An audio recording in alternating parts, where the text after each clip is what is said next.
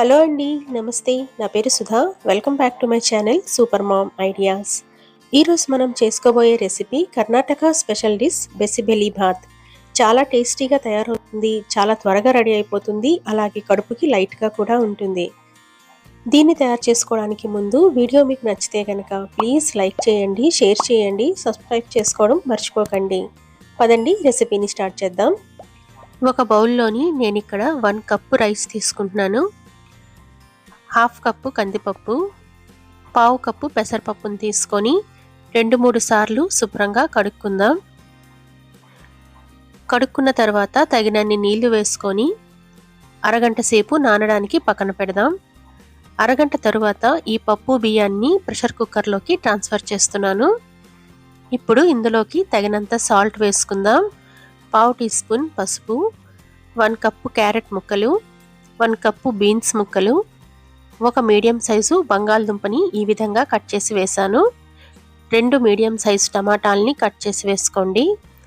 నేను ఇక్కడ frozen green peas use చేస్తున్నానండి, అందుకని ప్రెషర్ కుక్కర్లో వేయడం లేదు. ఎందుకంటే ఇవి ఆల్రెడీ హాఫ్ బాయిల్ అయి ఉంటాయి అన్నమాట.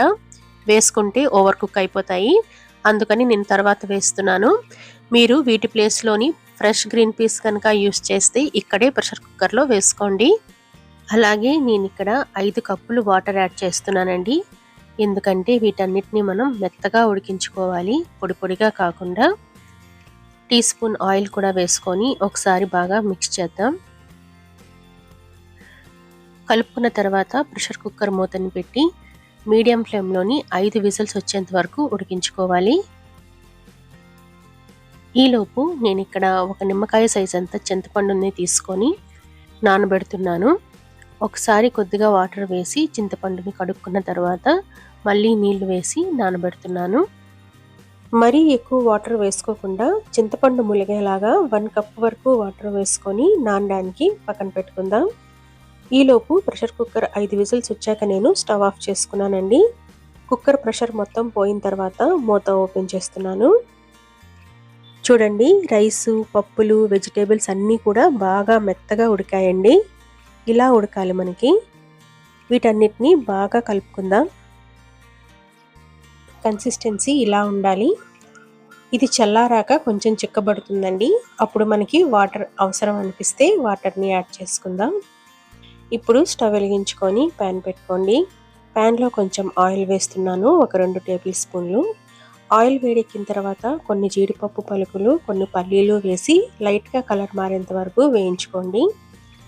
పల్లీలు, జీడిపప్పు మీ ఇష్టం అండి. మీరు ఎక్కువ ఇష్టపడితే ఎక్కువ వేసుకోవచ్చు, తక్కువ ఇష్టపడితే తక్కువ వేసుకోవచ్చు, మీ ఇష్టం. నేను 2 టేబుల్ స్పూన్ల పల్లీలు, 15 నుంచి 20 జీడిపప్పు పలుకులు వేశాను. పల్లీలు, జీడిపప్పు వేగిపోయాయండి. వీటిని ఒక ప్లేట్లోకి తీసుకుంటున్నాను. మధ్య మధ్యలో జీడిపప్పు, పల్లీలు తగులుతూ ఉంటే బిసిబెలి బాత్ టేస్ట్ చాలా బాగుంటుంది. ఇప్పుడు అదే ఆయిల్లోని హాఫ్ టీ స్పూన్ ఆవాలు, హాఫ్ టీ స్పూన్ జీలకర్ర వేసుకొని అవి కొద్దిగా చిటపటలాడనివ్వండి. చిటపటలాడిన తర్వాత 4 ఎండుమిరపకాయలు, 4 వెల్లుల్లి రెబ్బల్ని సన్నగా తరిగి వేశాను. వీటిని ఒక 10-15 సెకండ్లు ఫ్రై చేసుకుందాం. ఫ్రై చేసుకున్న తర్వాత నేను ఇక్కడ చిటికెడు ఇంగువ వేస్తున్నానండి. ఇంగువ ఆప్షనల్, మీకు నచ్చితే వేసుకోండి, లేదంటే స్కిప్ చేసేయండి. ఒక మీడియం సైజు ఉల్లిపాయని సన్నగా తరిగి వేశాను. అలాగే ఫ్రోజన్ బఠానీలు ఏవైతే నేను గ్రీన్ పీస్ యూస్ చేస్తున్నాను అన్నాను కదా, అవి ఇక్కడ వేస్తున్నాను. అలాగే హాఫ్ క్యాప్సికమ్ని సన్నగా కట్ చేసి వేశాను. క్యాప్సికమ్ ఇక్కడ ఆప్షనల్ అండి, మీరు నచ్చితే వేసుకోండి, మీకు నచ్చకపోతే క్యాప్సికమ్ వేసుకోకపోయినా పర్వాలేదు. వీటిని 3 to 4 మినిట్స్ మీడియం ఫ్లేమ్లో ఫ్రై చేద్దాం.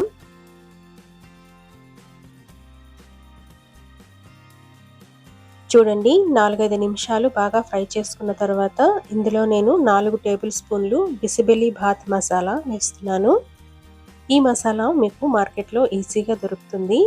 ఒకవేళ మీకు దొరకకపోతే, మీ దగ్గర ఈ మసాలా లేకపోతే దీని ప్లేస్లోని సేమ్ క్వాంటిటీ సాంబార్ మసాలా కూడా వేసుకోవచ్చండి. అది కూడా టేస్ట్ చాలా బాగుంటుంది.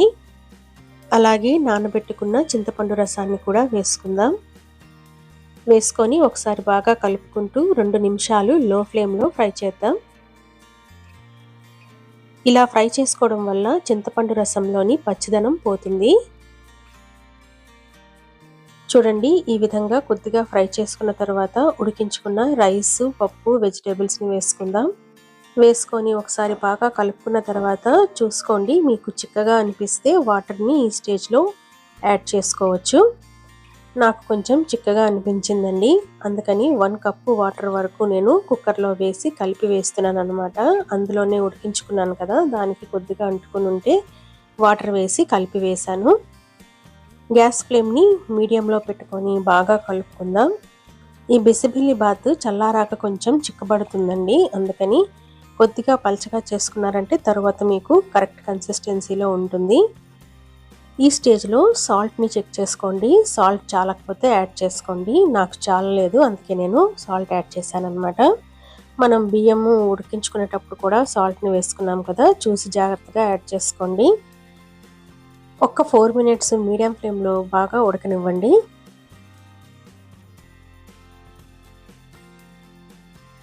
మినిట్స్ తర్వాత సన్నగా తరిగిన కొత్తిమీర వేస్తున్నాను.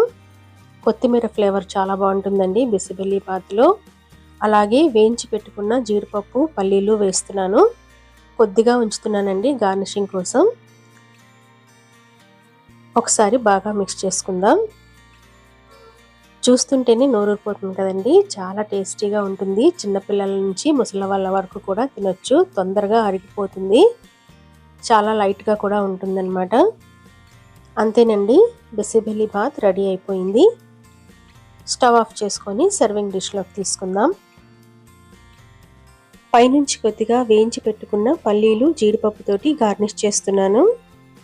ఈ బిసిబెల్లి బాత్ తోటి ఎటువంటి కర్రీ అవసరం లేదండి, దీన్ని ఇలానే తిన్నా చాలా టేస్టీగా ఉంటుంది. నేను కొన్ని చిప్స్ తోటి సర్వ్ చేస్తున్నాను.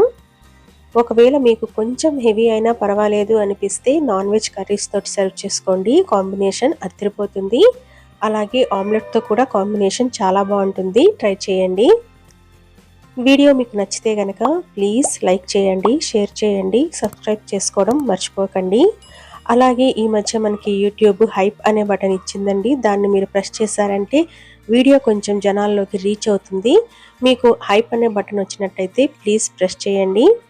ఇంకొక వీడియోతో మళ్ళీ కలుస్తాను. ఉంటానండి. Thank you.